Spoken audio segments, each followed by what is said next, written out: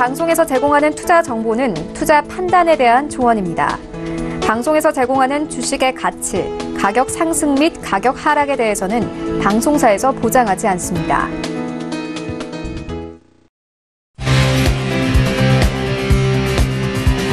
슈퍼스탁 발굴 프로젝트 글로벌 슈퍼스탁의 김민아입니다. 자, 오늘 아침에 속보가 하나 들어왔습니다. 금통위에서요, 기준금리를 동결시켰다라는 내용이었는데요. 1.75%로 기준 금리를 동결시켰습니다. 자, 그리고 뉴욕 시장은요, 도통 방향성을 예측하기 힘든 시장이 계속되고 있습니다. 이번에는요, 기업들의 실적 호조가 상승장을 만들어낸 건데요. IBM과 유나이티드 테크놀로지 등 주요 기업들을 예상치를 상회하는 매출을 발표하고 있습니다. 하지만 여전히 셧다운과 브렉시트 그리고 미중 무역 협상 등 불확실성을 안고 있죠. 오늘의 글로벌 슈퍼스탁이요, 조금 더 자세하게 이슈 분석해서요, 오늘도 유익한 시간을 만들어 드리겠습니다. 자, 그럼 본격적으로 오늘 알아볼 코너별 이슈들부터 확인해 보겠습니다. 먼저 글로벌 코너로 가보겠습니다. 자, 첫 번째 소식입니다. 중국이 무역 협상을 빠르게 해결하기 위해서 안간힘을 쓰고 있는 모습입니다. 미국산 밀을요, 700만 톤이나 사겠다라고 제안을 한 건데요. 하지만 잘 아시다시피 이 농업지대는 트럼프의 표밭으로 잘 알려져 있습니다. 이 때문에 트럼프의 환심을 사기 위한 전략이 아니냐는 지적들이 쏟아지고 있네요.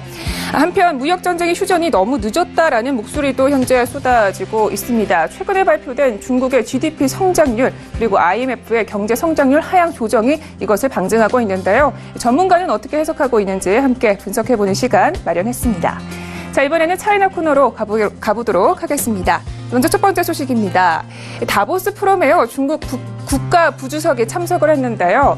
미국 측에 기술 패권 추구 말라라며 경고를 하고 나섰다고 합니다. 다보스 포럼에서 이어지는 소식들 잠시 후에 만나보실 거고요. 마지막으로는 중국의 전기차 시장에 대해서 분석을 해볼 건데요. 우리나라는 수소차의 전력을 추구하고 있는데 현재 중국의 전기차 시장은요, 판매력이 그야말로 초고속으로 증가하고 있다고 합니다. 이것은 중국 정부의 보조금을 힘입어서 이렇게 올라오고 있는 것 같은데요. 하지만 최근에 정부는 또 보조금을 줄이겠다는 입장을 발표했죠. 이에 따라서 전기차 시장이 어떻게 변화하게 될 것이고 또 주가 흐름은 어떻게 변화하게 될 것인지 저희가 분석을 해볼 테니까요. 끝까지 함께 하시면서 유망 종료까지 챙겨가셨으면 좋겠습니다. 자, 그럼 본격적으로 글로벌 슈퍼스타 출발하겠습니다.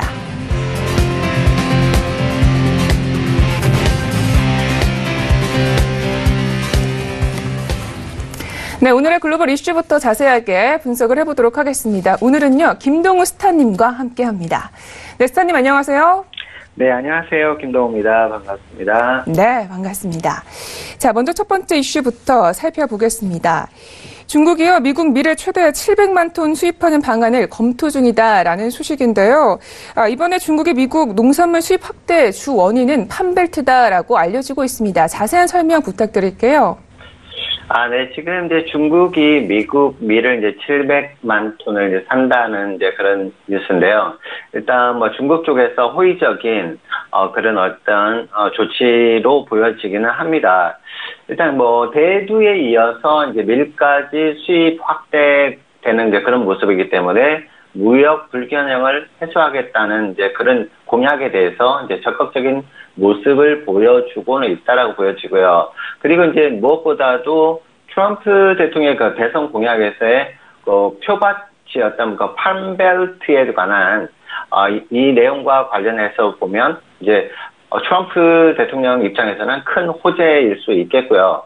하지만 가장 중요한 사안인 기술 도둑질의 의지에 대한 그 좀 미진함은 그 미국 측 입장에서는 조금 다소 시큰둥한 그런 모습을 보이고 있다는 이제 그런 내용일 수 있습니다.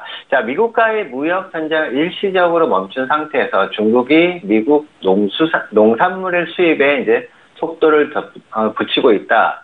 자, 이런 상황인데요. 중국 관리들이 그 무역 협상의 진전 정도에 따라서 미국 밀을 최대 700만 톤까지 수입하는 방안을 검토 중이라는 이제 발표가 나오면서 무역 전쟁 완화에 그리고 합의 상황에 긍정적인 그런 표현을 했다. 중국 입장에서.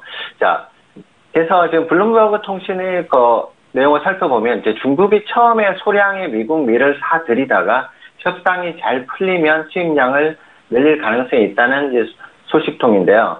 이제 소식통은 무엇보다도 무역 협상이 어떻게 진전되냐에 따라서 수입량이 조절되겠으나 총량이 300만 톤에서 700만 톤에까지 이를 수 있다라고 이제 추정을 했습니다. 자, 중국이 미국산 대두의 수입도 급격하게 늘리고 있는 것으로 지금 나타나고 있는데요.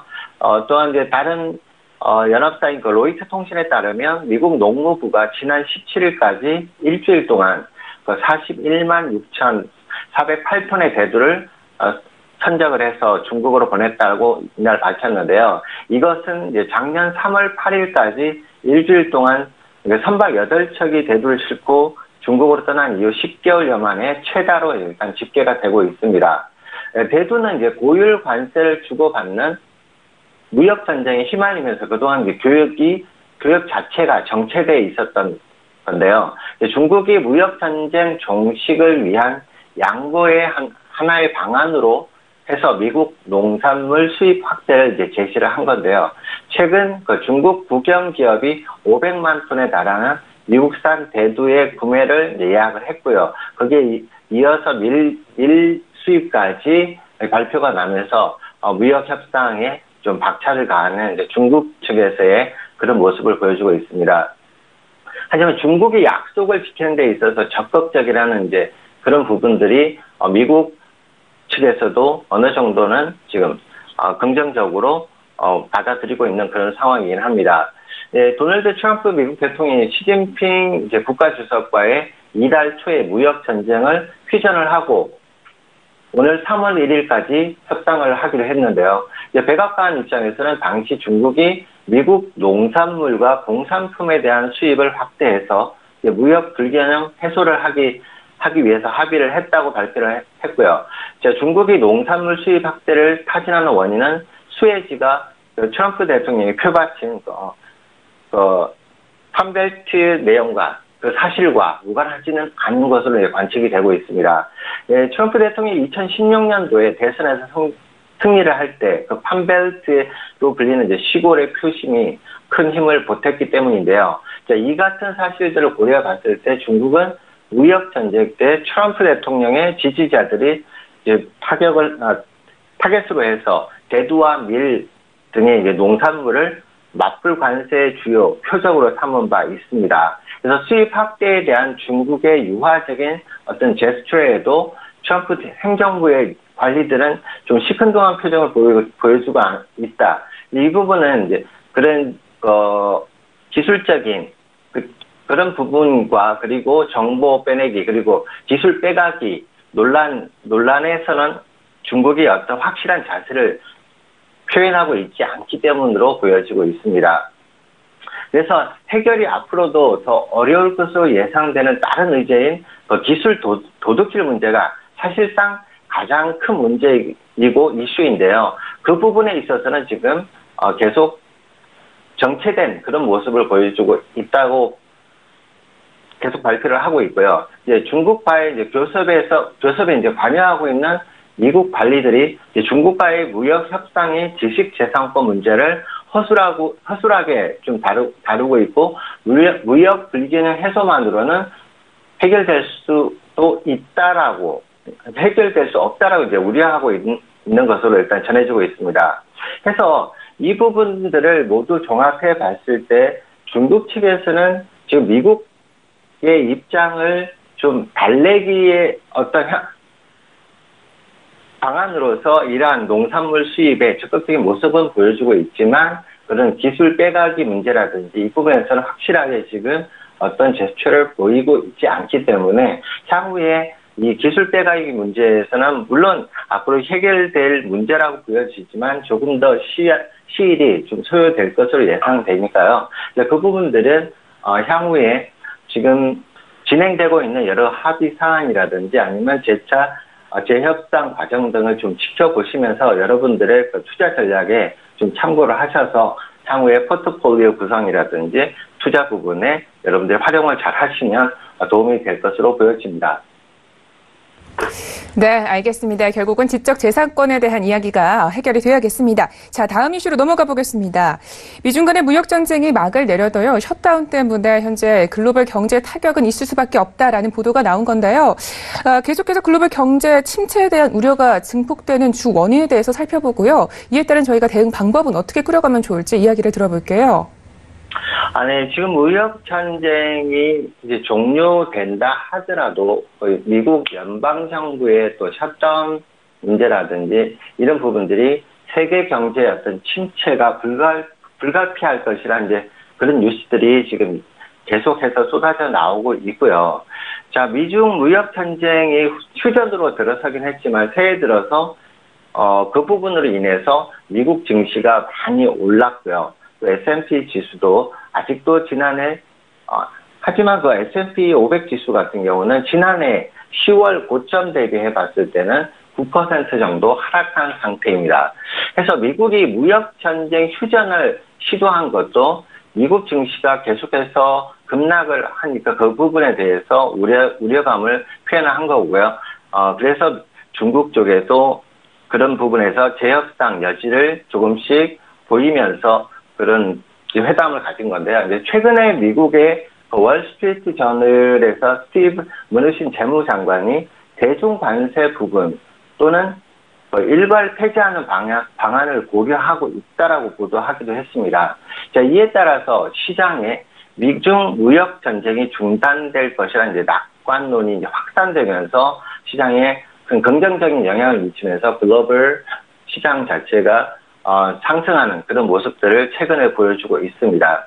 하지만 지금 여전히 남아있는 셧다운 미국 경제에 충격을 줄 수 있다는 이제 그런 부분은 아직까지도 악재로 남아있는 그런 상황이기 때문에요. 미국 연방정부의 셧다운이 도널드 트럼프 행정부에서 멕시코 장벽 건설을 둘러싸고 최장기로 지금 계속 이어져 가고 있는데 지금 한 달을 넘어가고 있는데요. 이에 따라서 80만 명의 연방 공무원이 강제로 무급 휴가를 즐기고 있다라고 표현하면 좀 그렇지만 지금 무급으로 지금 일을 정지한 상태이기 때문에 이 자체만 놓고 보더라도 지금 한 달 정도의 그런 기간이라면 미국 경제에 상당한 악영향을 미칠 수밖에 없겠고요. JP 모간에서도 지난 주말에 최근 미국 경제의 악재는 미국과 중국의 무역 전쟁에서 연방 정부의 셧다운으로 이제 이동을 하고 있다라고 이렇게 발표를 하기도 했습니다. 해서 연방 정부의 셧다운 자체만으로도 경제에 상당한 충격을 줄 것이라고 전망을 했고요. 또 중국 성장률 자체도 28년 이내에 최악이다라는 그런 내용이 나왔는데요. 지금 경기 부양 여력도 계속해서 경기 부양 정책을 내세우고는 있지만 그 여력도 부족하다. 이런 부분인데요. 자, 무역 분쟁으로 인해서 중국 경기 자체가 지금 현격하게 둔화되고 있는데요. 21일 중국 통계국에서 발표한 2018년도 국내 총생산, 그러니까 GDP 성장률이 6.6%로 28년 이래 최저를 지금 기록하기도 했습니다. 그래서 중국 경제의 부진이 무역 전쟁이 종료된다 하더라도 당분간은 계속될 가능성이 크다라는 그런 내용이고요. 중국 정부의 부채가 지금 눈덩이처럼 불어가지고 세금 감면 이외에는 특별한 다른 경기 부양책이 없기 때문입니다. 자, 과거에 중국은 대규모의 인프라 건설을 일으키는 방법으로 해서 경기 부양을 시도하곤 했는데요. 하지만 정부의 부채 누적으로 해서 이 같은 경기 부양책을 시도할 여력이 여전히 부족한 상황이라고 지금 전해지고 있습니다. 거기다가 지금 IMF 세계 성장률 3.7%에서도 3.5%로 하향하는 그런 발표도 나왔고요. 그래서 IMF 총재가 세계 경제의 급격한 하락 위험이 증가하고 있다라고 경고하기로 했습니다. 그래서 IMF에서는 기존의 올해 세계 경제 성장률 전망을 3.7%에서 0.2포인트 하향 조정하는 발표를 하기도 했고요. 그리고 또한 세계 경제 전망 보고에서 발표 직후에 또 영국의 노딜 브렉시트 그리고 중국의 경기 둔화 가능성 그리고 미국의 셧다운 문제 이로 인한 심리 악화가 세계 경제에 악영향을 줄 수 있다라고 발표를 하면서 성장률 하향 배경을 설명하기도 했습니다. 자, 미국과 중국의 무역 경쟁이 이제 장기화되면서 누적된 피해 부분들이 굉장하고요. 합의한 후에라도 제자리를 찾아가기까지는 상당한 시일이 소요될 것은 불가피한 상황이기 때문에 미국과 중국의 무역 전쟁으로 인한 피해 부분은 불가피한 부분이다. 자, 올 한 해 경기 지표나 글로벌 경기 상황에 감안을 꼭 해야 되겠고요. 그런 부분을 감안했을 때 과연 올 1, 4분기, 2, 4분기를 거치는 동안에 미국 기업 실적이라든지 또 국내도 마찬가지 이러한 부분들의 타격 영향은 여전히 있을 것으로 일단 예상이 되기 때문에 막연한 긍정적 그런 시각은 조금 배제하는 방안을 가지고 조금은 보수적인 관점을 가지고 포트폴리오 구성을 하시고 전략에 참고하시길 바라겠습니다. 네, 알겠습니다. 자, 이렇게 해서 이슈 분석은 여기까지 해보고요. 매매 전략 시간으로 가보도록 하겠습니다. 자, 방금 짚어드린 셧다운과 미중 무역 협상 그리고 글로벌 경제 침체가요. 여러 가지 요인으로 작용을 하면서 현재 지수들은 박스권에 갇혀있는 모습을 보여주고 있습니다. 우리 스타님이 지적해 주신 대로 지수 또한 현재 횡보적인 느낌을 가져가고 있는데요. 오늘장도 이런 흐름이 계속될까요? 아니, S&P 500 지수부터 먼저 짚어드릴 건데요. 자, 지난주에 예고 드린 대로, S&P 500 지수는 2,700선을 향한 지금 상승 흐름이 강하다고 말씀을 드렸었는데요. 지난 1월 18일에 2,677선 내외까지 상승을 하는 그런 모습을 보여줬었습니다.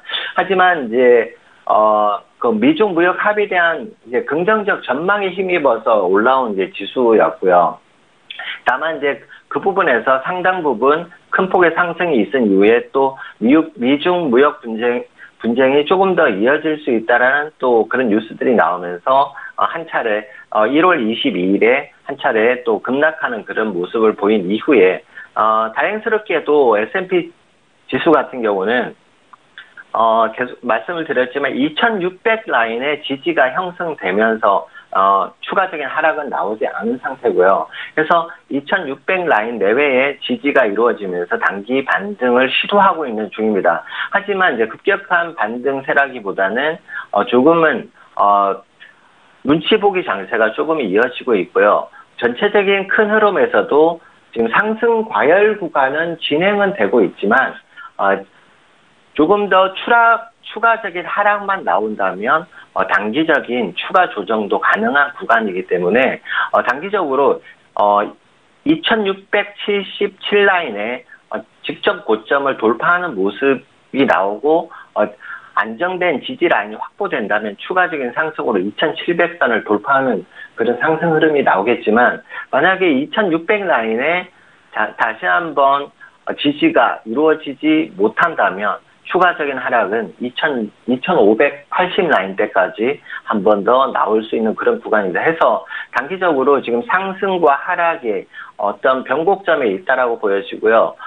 다만 지금 상승의 힘은 여전히 이어지고는 있습니다. 해서 관련된 보도 뉴스라든지 대내외적인 이슈들에 의해서 지금 많이 시장이 흔들리고 있는 모습이기 때문에 추가적으로 호재의 어떤 뉴스만 터져준다면 직전 고점이 2677 라인을 넘어서서 2700 라인대를 상회하는 그런 상승 모멘텀이 한 번 더 이루어질 수 있다라고 보여집니다.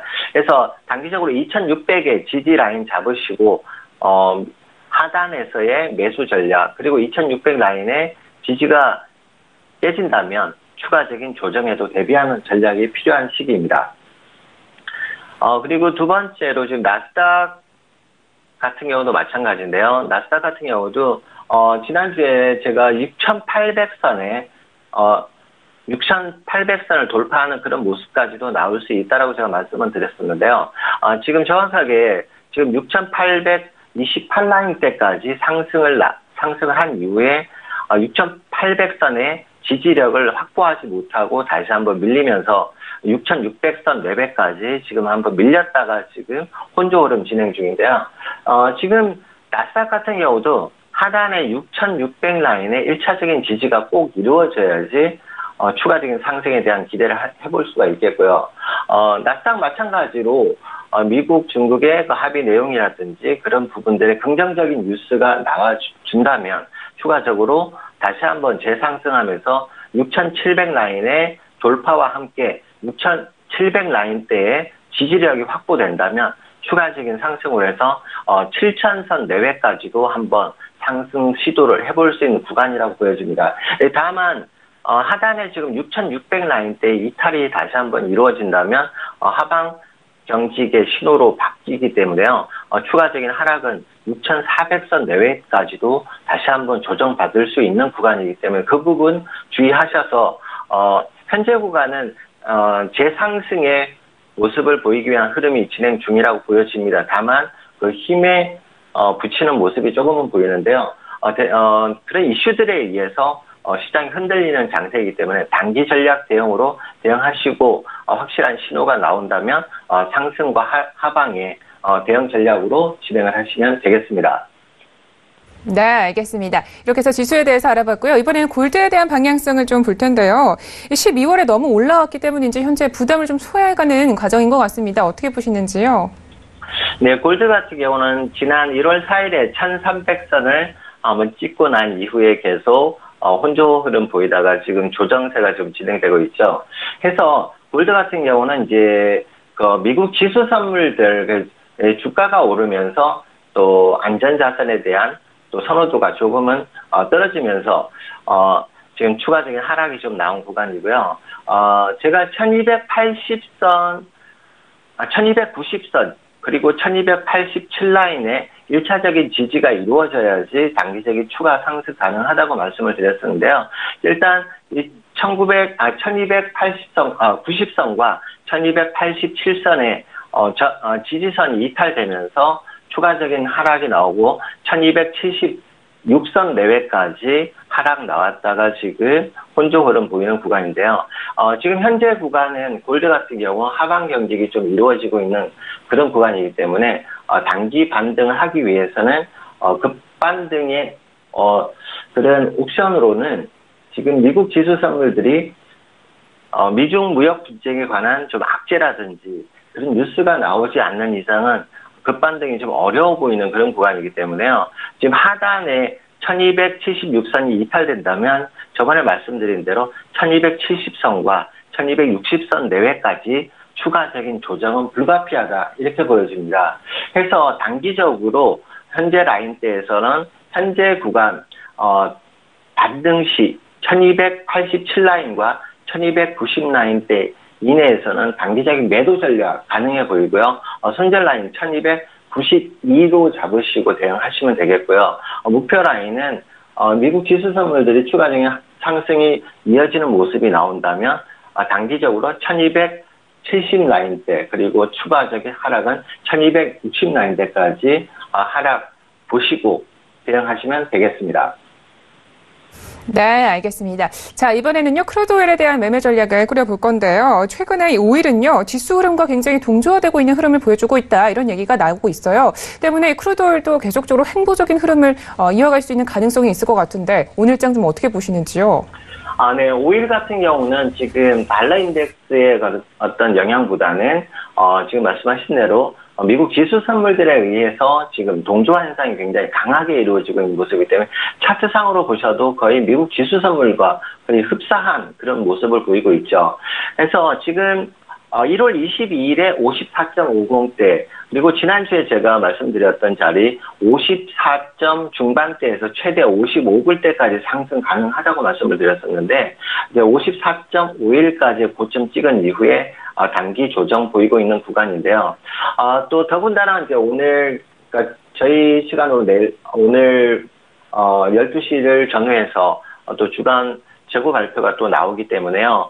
만약에 이제 그 부분에 의해서도 지금 상승과 하락에 폭이 정해질 수 있기 때문에 그 부분 유념하셔서 대응하시면 될 것 같고요. 지금 미국 지수 선물들이 여전히 좀 강세는 이어가고 있는 그런 상황이기 때문에 거기에 반해서 오일은 그 힘이 조금 부족해 보인 부분도 있어요. 그래서 지금 상승 과열 구간은 여전히 진행 중입니다. 해서 언제든지 반등의 가능성은 열려져 있고요. 만약에 54점 중반대 직전 고점을 돌파하는 모습이라면 추가적인 상승으로 57불대까지도 상승 가능성이 열려 있다는 점 염두에 두시고요. 하단은 지금 어제 이제 저점인 51.86 라인이 있고요. 추가적으로 51.50대 지지 여부 꼭 확인하시고 이탈 시 추가적인 하락 50불대까지도 열려져 있다는 점 염두에 두시고 대응하시면 되겠습니다. 네, 알겠습니다. 크루드 오일은 재고량 발표까지 챙겨가셔야겠습니다. 자, 이렇게 해서 글로벌 이슈는 여기까지 분석 듣겠습니다. 멘토님 오늘도 말씀 고맙습니다. 네, 감사합니다. 다음 주에 뵙겠습니다. 네, 참고로 본 방송에서 제공하고 있는 정보는 투자 판단에 대한 조언일 뿐 주식의 가치나 수익률을 보장하고 있지 않습니다. 저희 서영재TV는 자본시장법을 준수하여 1:1 투자 상담, 유사수 신행위, 무인가 영업행위, 불법 대여의 정보 및 가입 권유 등 모든 불법 사항들 엄중하게 금지하고 있습니다.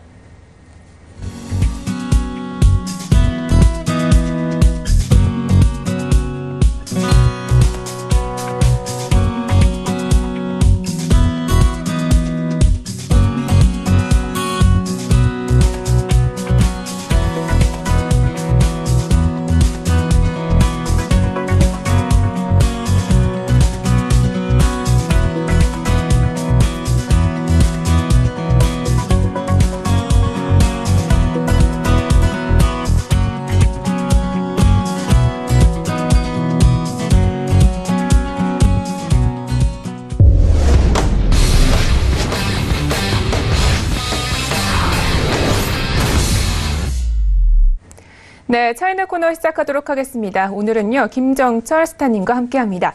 자, 연결해볼게요. 안녕하세요. 네, 안녕하십니까. 네, 반갑습니다. 저 이슈 분석하기에 앞서서요, 시황부터 분석을 해보면 좋겠는데요. 지난번에 말씀해주신 대로 항생지수는 약간의 부담을 소화하고 가는 흐름인 것 같습니다. 그래도 27,000선을 지켜주고 있는데요. 어떻게 흐름을 예측하시는지요?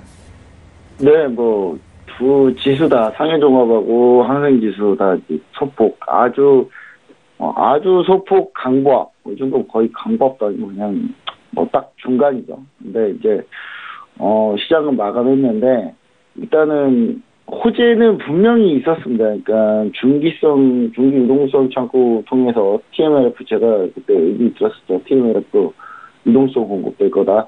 그래서 어제 43조 원 정도 유동성을 풀었는데 이 정도는 상해종합의 급등은 아니더라도 상승을 좀 보였어야 되는데 확실히 이제 최근에 다시 미중 무역 협상이 하웨이 CFO를 미국이 신병도 요청하면서부터 약간 조금 틀어지고 있다라는 부분이 이제 많이 짓눌리면서 시장이 올라오지 못하고 있는 그런 모습인데 일단 악셀 암초를 만났습니다만 이 암초를 만난 부분에 대해서 이게 좀 향후 한 며칠 동안 좀 지속이 될 것 같고요. 그 다음에 30일날 미국 부총리가 장관급 고위급 회담으로 이제 워싱턴 DC 넘어가서 회의하는데 이때 이 회의가 사실 결렬될 가능성은 그러니까 취소시킬 가능성은 현재는 그렇게 높지는 않고요.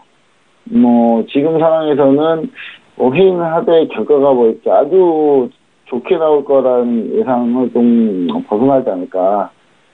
좋게 나오지 않지 않을까. 그렇게 좀 생각을 하고 있습니다. 제가 봤을 때는 좋게 나올 가능성이 많이 없는 것 같고요. 그런 부분을 좀 감안해야 이 시장을 좀 볼 수 있다라고 볼 때는 지난번 저항에서 거의 다 맞았다라고 보시면 되겠습니다. 지금 일단 먼저 상해종합 보시면은 일단 지난번 상해종합 상생지수 먼저 볼게요. 홍콩 항생지수 보시면 지난번에 27,263포인트 이쪽 라인에 이제 저항이 있다라고 얘기 드렸었는데 이제 저항 받고 밀렸고요. 결국 밀린 모습이고 그 다음에 상해종합 같은 경우는 조금 더 올라올 여지가 있다라고 했는데 오히려 더 세게 밀렸습니다. 더 세게 밀리면서 지금 현재 이제 상승 추세 내에 있습니다만은 어느 정도 조정을 받고 있다라고 보시면 좋을 것 같습니다. 그래서 여기서 이제 결국은 미중 무역 협상이 어떻게 진행되느냐예요. 그래서 그 부분을 어떻게 좀 잘 연결이냐. 제가 봤을 때는 지적재산권의 일부 합의 정도가 살짝 나와도 상당히 호재인데 아직까지는 그럴 가능성이 많지는 않다. 이런 부분도 좀 감안했을 때는 시장을 아주 긍정적으로만 보기는 좀 힘들다. 그래서 지금 밀릴 경우에 조금 더 밀릴 경우 지금 추가 매수하기는 좀 쉽지 않은 구간이기 때문에 매수보다는 관망하신 다음에 대응하시는 게 좋을 것 같고요. 반면에 항생지수 같은 경우는 오늘 어제 밑골이 그제 음봉 제가 봤을 때는 오늘 항생지수 매도해도 될 것 같거든요. 그래서 매도 플레이 하시는 게 가장 좋을 것 같다. 좀 이렇게 얘기를 드리는데 일단 중국장이 다른 미선물이랑 지금 현재 강해요. 이제 강하기 때문에 항생지수가 얼마나 올라올지 모르겠습니다. 올라와서 좀 매도치는 전략, 이런 전략으로 좀 보시면 좋을 것 같습니다. 지금 미선물 강하기 때문에 중국 주식은 상승 출발할 걸로 보입니다. 그런데 이걸 얼마나 버틸 수 있는지 한번 지켜보도록 하겠습니다. 네, 알겠습니다. 상승 출발할 것이다라고 말씀해 주셨는데요. 실제로 현재 강보합으로 출발하고 있습니다. 상해종합지수 그리고 항생지수 모두 현재 강보합 출발을 하고 있습니다. 자, 이어서 저희가 이슈 분석도 함께 해보도록 하겠습니다. 첫 번째 소식은요, 올해 다보스 포럼에 대한 이야기인데요. 예상대로 현재 트럼프 대통령에 대한 성토장이 되고 있는 것 같습니다. 중국에서는 왕岐산 부주석이 갔다고 하는데요. 역시 좋은 이야기가 나오지 않고 있는 것 같습니다. 특히 지적 재산권에 대한 비판을 하고 있는 것 같은데요. 주로 불만으로 얘기한 부분이 어떤 내용이었을까요? 네, 지금 왕岐산 국가부주석이 이제 스위스 다보스 경제 포럼에 참석을 했죠. 그래서 이제 글로벌로는 필연적인 흐름이다라고 이제 강조를 하면서 미국이 이제 보호구조에 대해서 좀 뭐라고 했는데 미국을 향한 경고 메시지입니다. 근데 다만 이제 도널드 트럼프나 미국을 직접 언급하지는 않았어요. 근데 누구나 알 수는 있겠죠. 언급은 안 했어도. 근데 직접 언급하냐 마느냐가 좀 중요한데 직접 언급하지는 않았습니다. 그래서 왕 부주석은 일단 연설에서 각국의 정책이 좀 더 자국에만 치중돼 있고 국제무역과 투자의 장애물이 많아지고 있어서 이게 일방주의와 보호무역주의, 그다음 포퓰리즘으로 만연해 있다. 그래서 파일을 좀 크게 만들어고 그 파일을 어떻게 하면 공포에 나눌 수 있는 방법을 모색해야지 파일을 어떻게 하면 잘 나눌 수 있는지 이 부분을 좀 논의하는 게 상당히 좀 중요하다. 그래서 내 파일만 계속 지키려고 하는 게 아니라 파일을 좀 크게 만들어서 공평하게 나누는 방법에 대해서 좀 얘기를 많이 했었고요. 그 다음에 이제 추가적으로 했던 얘기가 중국이 이제 평등하게 글로벌 기술 거버넌스 체계에 참여할 수 있도록 허락해달라. 얘기는 화웨이 차별하지 말아달라. 이런 얘기입니다. 이런 얘기인데, 일단, 다른 나라들이 봤을 때 좀 염치 없는 얘기죠. 예, 지금까지 화웨이가 좋은 말도 안 하겠는데. 예, 그 다음에 선진국은 자국 안보나 잣대를 전 세계에 요구해서 안 되고, 기술 패권을 추구해서 안 되고, 기술 패권 이게 뭐냐면 이제 제조 2025를 얘기하는 거예요. 집계상권보다는 제조 2025를 얘기했던 거고, 왜냐하면 그 전에 미국이 제조 2025를 먼저 얘기했기 때문에, 바로 지금 이 왕岐산 부주석 얘기 바로 전에, 폼페이오 미 국무장관이 제조 2025를 얘기했었어요. 거론을 했기 때문에, 거기에 대한 대응으로 얘기를 하는 거고요. 기술 패권을 추구해서도 안 되고, 타국 내정 간섭, 이거 대만이죠. 대만 간섭에 대해서 얘기죠. 타국 내정 간섭에 대해서도 안 되며, 평화롭고 안전하고 민주주의고 투명하고 포용적인 상호 호혜적인 기술 규칙 체계. 말 참 좋아요. 근데 중국이 하나도 안 지키고 있는데, 일단 중국이 지키고 있지 않기 때문에, 국제협력의 새로운 틀을 만들어서 인류 모두 기술 혁신에 쓸 수 있도록 해야 된다라고 참 좋은 얘기 했는데, 이게, 내로남불이죠. 내가 하면 로맨스, 남이 하면 불륜.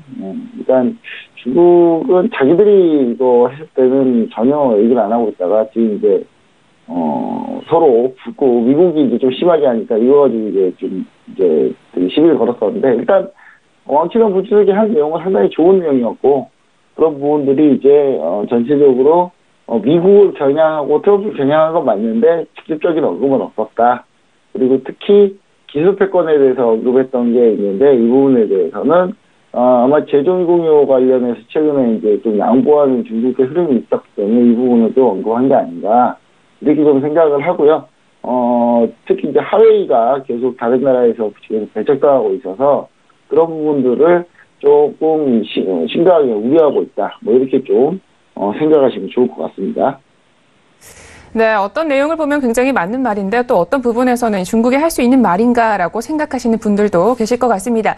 자, 그래도 예상보다 중국이 굉장히 강력하게 말을 한 것 같은데요. 미국의 반응은 좀 어떤가요? 네, 일단 이 반응의 순서가 바뀌었습니다. 그러니까 뭐냐면 미국이 먼저 얘기했고요. 그래서 중국이 답을 이렇게 한 거거든요. 네, 이제 먼저 예를 들자면 셧다운으로 인해 가지고 이제 다보스 포럼에서 미국이 이제 참석을 못했어요. 못했는데 미국이 이제 화상으로 참석을 했는데 나쁘지 않았습니다. 화상으로 이렇게 딱 나와가지고 얘기한 게 나쁘지 않았는데 뭐 앞으로 이런 방법도 참 좋은 방법인 것 같아요. 저는 굳이 다보스 포럼 다 모여 가가지고 막 그렇게 지금 오늘 뭐지 오늘 어제 간밤에 이제 다보스 포럼에 알리바바의 마윈 회장도 얘기했다고 하는데 뭐 저한테 굳이 참여하는 것보다 화상으로 하는 것도 나쁘지 않다고 생각하는데요. 화상으로 이제 중국보다 앞서서 연설을 했어요. 누가 있냐 마이크 폼페이오 국무장관이 연설을 했는데 중국에 대한 비판을 쏟아냈습니다. 미국은 중국을 그냥 아예 언급을 했어요. 중국이라고 정확하게.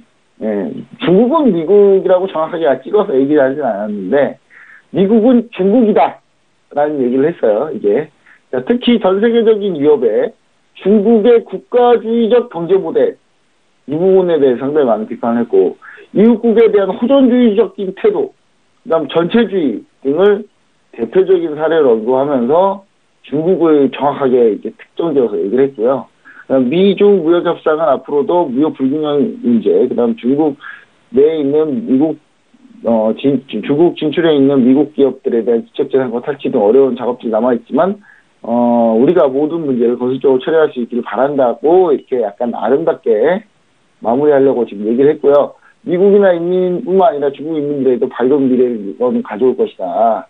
그래서 상당히 처음에는 중국을 엄청나게 겨냥하고 중국을 디스했다가 막판에 좀 아름답게 마무리를 했어요. 근데 막판에 아름답게 마무리하니까 또 왕치상 불출력이 얘기를 하는데 미국은 차마 거론을 못했죠. 여기서 미국 거론하는 순간 31일 날 유 부총리랑 고위급 회담하는 게 날아갈 수도 있기 때문에 그 부분 때문에 지금 현재 중국은 미국을 언급하지 않았는데 미국은 중국을 열심히 언급했습니다. 그러면서 이제 이걸 들은 중국이 대신 가만히 지나가긴 또 자존심이 상하니까 바로 그 다음에 바로 영치상 부수석이 이제 아까 처음에 얘기드렸던 그 내용을 얘기 드렸던 거거든요. 그래서 이제 미국이 사실 먼저 공격을 했다 이렇게 보시면 좋을 것 같고요. 공격에 대해서 중국이 좀 대인배처럼 받아쳤는데 대인배처럼 받아친 것도 있지만 약간 의견차가 어느 부분에서 많이 나는지를 확실히 봤다. 그러니까 글로벌 기술 거버넌스에 참여하지 못하고 현재 맡고 있는 부분에 대해서 중국이 불만이 많다는 거, 그 다음에 기술 패권 관련해서 중국이 상당히 신경을 많이 쓰고 있다는 부분, 이 두 가지가 상당히 미국과 중국의 입장 차이가 상당히 아직도 보이는 부분이다. 이렇게 좀 보시면 좋을 것 같습니다. 네, 서로 기싸움이 오갔던 것 같습니다. 자, 계속해서 두 번째 이슈도 함께 분석을 해보도록 하겠습니다. 우리나라는 현재 수소차가 굉장히 열풍인데요. 중국은 전기차 시장이 굉장히 뜨겁다고 합니다. 중국 정부의 전폭적인 지지를 받아서 현재 세계 시장 최대로 끌어올리고 있는데요. 지금 또 전기차 2.0을 준비하고 있다고 하는데 시장의 규모는 어느 정도까지 올라왔을까요? 네, 사실 우리나라 수소차 열풍인데 이렇게 증시 동안 열풍이에요. 사실 실제 수소차는 거의 안 돌아다니고 있죠. 근데 이제 중국은 전기차가 엄청나게 많이 돌아다니고 있습니다. 2030년 그러니까 전 세계 전기차 보급 대수가 2,150만 대 정도 될 것 같은데요. 그중에 중국 전기차 점유율이 약 60%, 중국이 절반 이상이 될 것이다라는 이야기가 지금 나오고 있습니다. 그래서 중국 관영일보가 얘기한 거기 때문에 이거 100% 팩트로 바뀌어드리긴 쉽지는 않습니다. 근데 최근에 전기차 중에 중국 쪽 성장률이 엄청나게 뛰어난 것만은 사실입니다. 그러니까 그냥 뛰어난 정도도 아니고요. 엄청나게 많이 뛰어난 정도인데 그런 부분들을 우리가 따지고 봤을 때는 이런 통계도 가능은 하다. 지금 현재 제가 봤을 때는 지금 현재 상태로 계속 유지되면 이 정도 통계는 가능할 것 같거든요. 그리고 지금 이제 그 상황에서 실제 중국 전기차 시장이 해가 다르게 계속 성장을 하고 있고요. 중국 전기차 판매량 2012년에 12,000대에서 2017년에 77만 대까지 올랐습니다. 지난해 2018년은 100만 대를 넘을 걸로 그 얘기를 드렸었고요. 제가 그 글로벌 슈퍼스타 시간에 100만 대 넘기 직전에 한번 이 내용 한번 소개시켜드렸어요. 그래서 103만 대까지 찍었을 거라고 생각을 하고 있고, 전년 대비 88.2%입니다. 이 정도면 전 세계 1위 성장률이거든요. 전 세계에서 전기차를 가장 많이 타는 나라가 사람들이 잘 모를 수도 있습니다만 북유럽 국가들이 전기차를 제일 많이 타요. 전기차를 제일 많이 이용을 하고 있는데 북유럽 국가들이 이 전기차 성장률 같은 경우가 거의 100%씩 빠지고 증가를 했는데, 제가 봤을 때 올해 아마 노르웨이를 중국이 이길 것 같아요. 그러니까 물론 전기차 보급 대수는 당연히 중국이 훨씬 많겠죠. 근데 성장률로 따지면 노르웨이가 항상 최고 성장률을 기록했었는데 올해는 중국이 따라잡았을 것 같거든요. 제가 볼 때는 중국이 더 많이 성장했을 것 같은데 지금 현재 전 세계 1위 전기차 업체가 우리가 흔히 알기로 뭐 테슬라 뭐 이런 회사들 기억하겠지만 사실은 중국의 BYD입니다.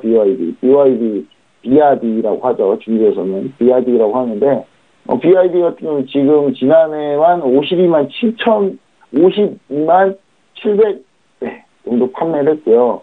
이 중에 전기차를 포함한 친환경 자동차가 거의 절반에 가까운 24만 7,800대를 팔았거든요. 그러니까 전기차를 BYD만 한 24만 대를 팔았으니까 엄청나게 많이 판 겁니다. 그래서 이런 부분들은 이제 주로 중국 정부에서 공식적으로 지원을 해주기 때문에 가능한 일입니다.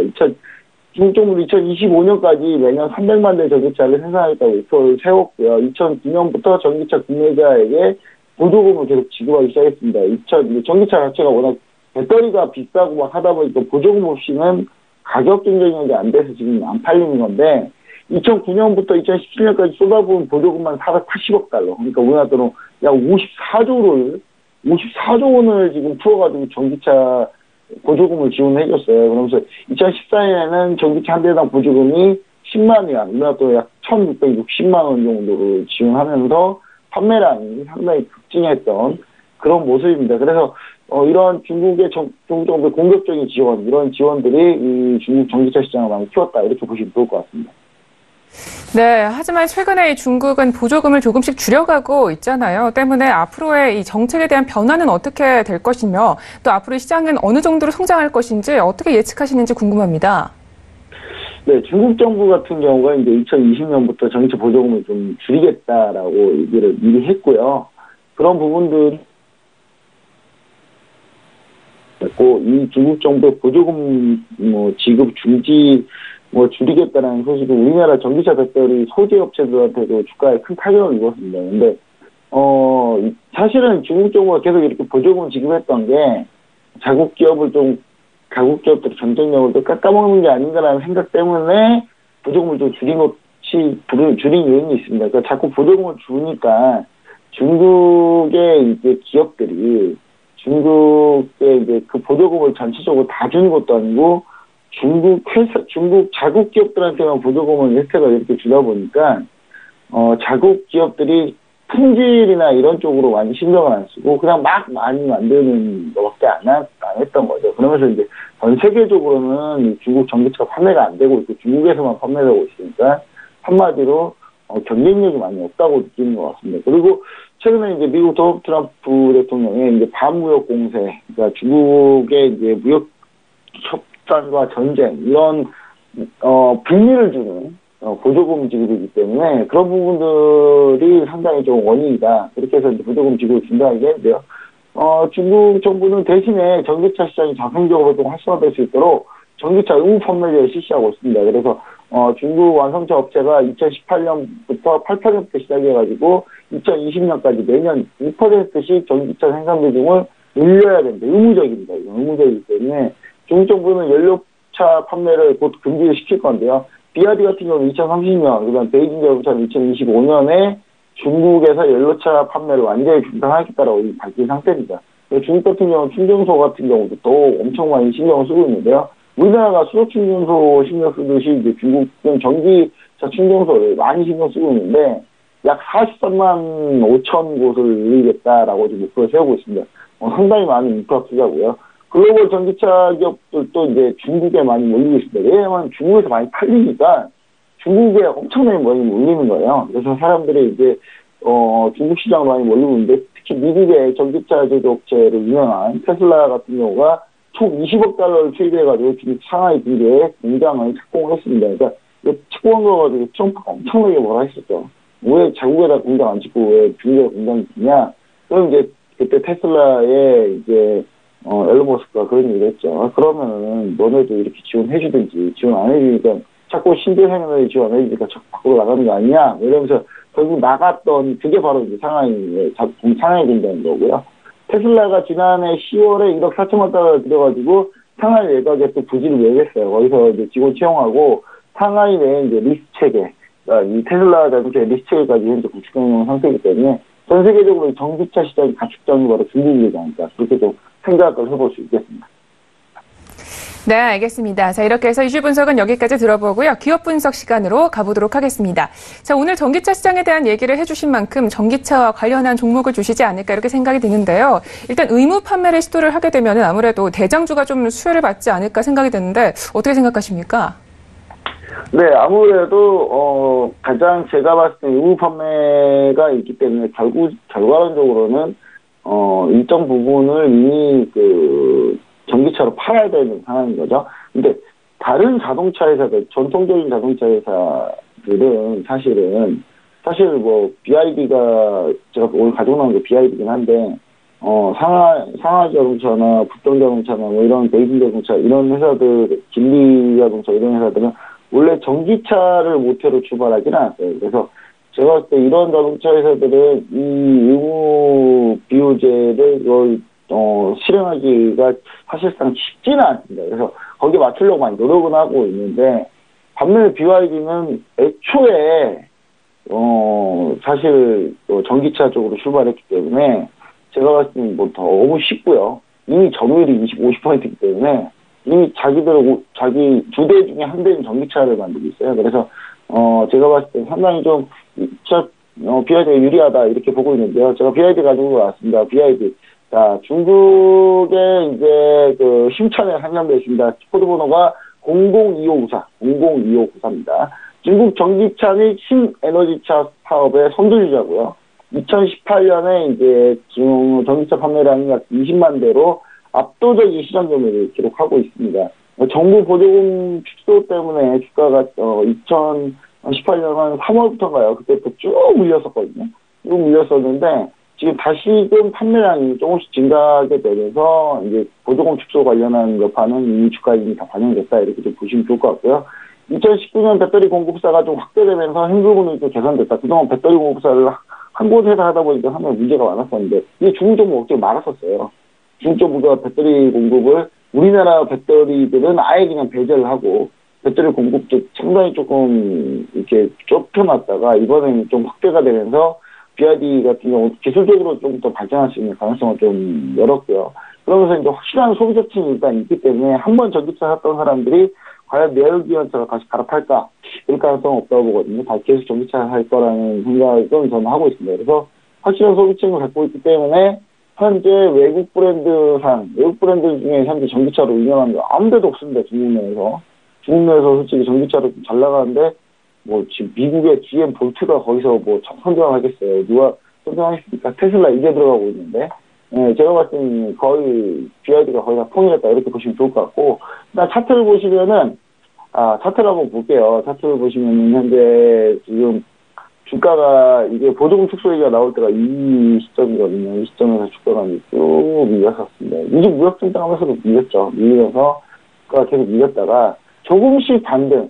자, BYD 같은 경우는 먼저 반등을 했습니다. 그러니까 미중 무역전쟁 여파로 다른 정보들이 이렇게 밑으로 밀렸을 때 계속 저점을 높여서 반등을 했었거든요. 계속 반등을 하다가 최근에 지금 다시 좀 밀렸었죠. 최근에 지금 중국 자동차 판매가 전체적으로 안 좋아지면서 그 부분 영향을 받으면서 그때부터 좀 이렇게 밀렸던 그런 모습이었습니다. 근데 지금 이제 다시 저점을 한 번, 두 번 잡아가고 있다. 이렇게 좀 얘기를 좀 드릴 수 있겠고요. 이렇게 저점을 잡아가고 있기 때문에 우리가 지금 봐야 될 가격대를 좀 얘기 드리자면, 당연히 지금 BYD 같은 경우는 제가 그어놓은 라인 중에, 잠시만요. 그어놓은 라인 중에, 우리가 이제 보시면은 거론 라인을 현재 지금 제가 보여드리고 있는데요. 일단 거론 라인을 한번 보시도록 하겠습니다.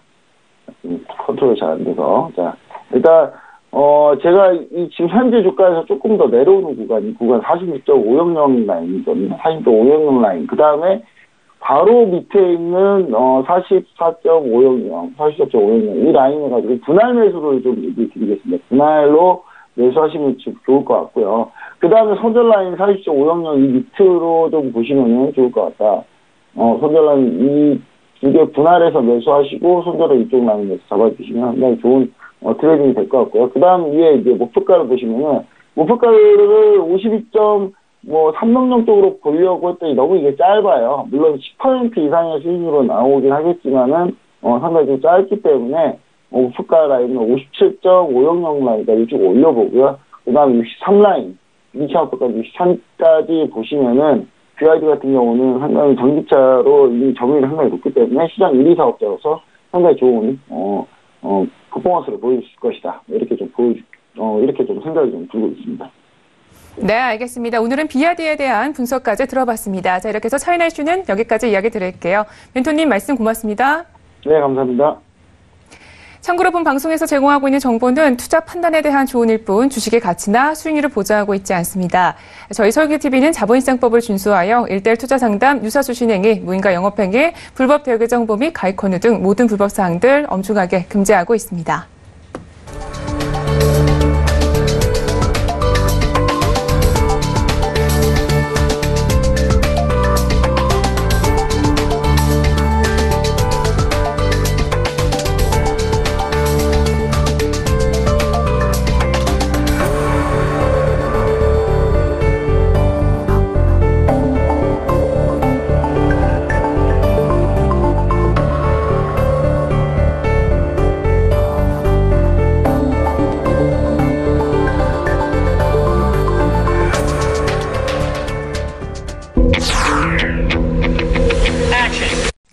네, 오늘 저희가 준비한 소식은 여기까지입니다. 아까 10시 30분가량에요. 코스닥은 700선을 넘어섰는데요. 우리 시청자분들 오늘도 성공적인 투자 판단하시고요. 저희는 내일 이 시간 찾아뵙겠습니다. 함께해 주신 여러분 고맙습니다.